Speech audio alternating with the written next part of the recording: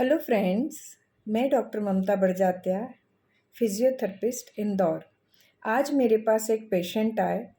वो बोले कि मैडम मेरा दिसंबर में एक्सीडेंट हो गया था और मैं 2 महीने से ट्रस्ट हॉस्पिटल में जा रहा हूँ। मुझे कुछ भी आराम नहीं हो रहा है।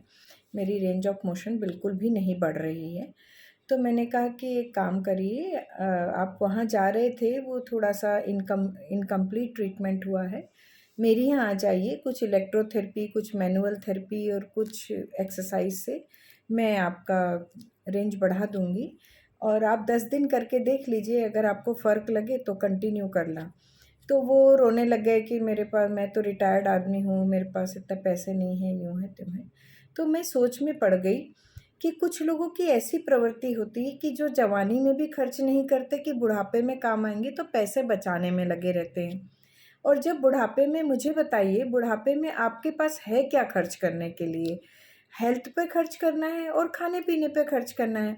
बाकी तो चीज़ें यूँ ही अपने आप कम हो जाती रिटायरमेंट के बाद। तो हम ऐसा क्यों करते हैं? हम अपनी संपत्ति को छोड़कर जाते हैं कि आपके बच्चे आपस में लड़ें उस संपत्ति के लिए। इससे क्या फ़ायदा? आप कम से कम अपने लिए तो जिएँ, अपना इलाज तो प्रॉपर करवाएँ। क्यों हम कॉम्प्रोमाइज़ करते हैं और क्यों हम ऐसा कहते हैं? मैंने कहा ठीक है, कोई बात नहीं, आप आ जाइए, मैं देख लूँगी, यहाँ तक कहा। पर उनको इलाज नहीं करवाना, उनको करवाना भी वहीं है चैरिटी हॉस्पिटल में और उनको रिज़ल्ट भी नहीं मिल रहा है और वो डिससैटिस्फाइड है।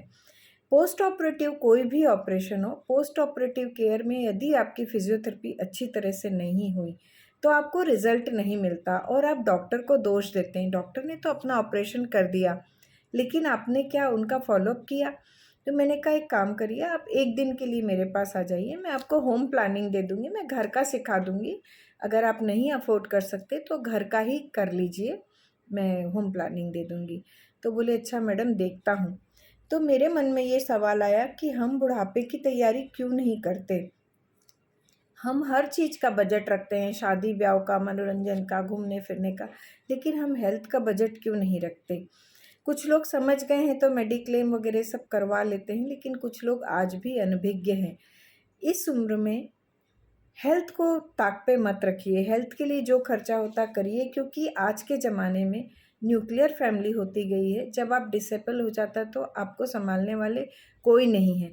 नौकर भी एक लिमिट तक ही काम करते हैं और घर वाले भी एक लिमिट तक ही सहारा दे सकते हैं, क्योंकि सबकी लाइफ़ बहुत ज़्यादा बिज़ी है।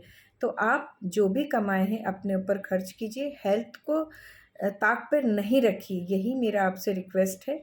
और मैं फिर कहूँगी कि आप अपनी हेल्थ के लिए ज़्यादा से ज़्यादा अवेयर रहें और प्रॉपर ट्रीटमेंट करा के आगे का जीवन सुखमय जिएँ। धन्यवाद।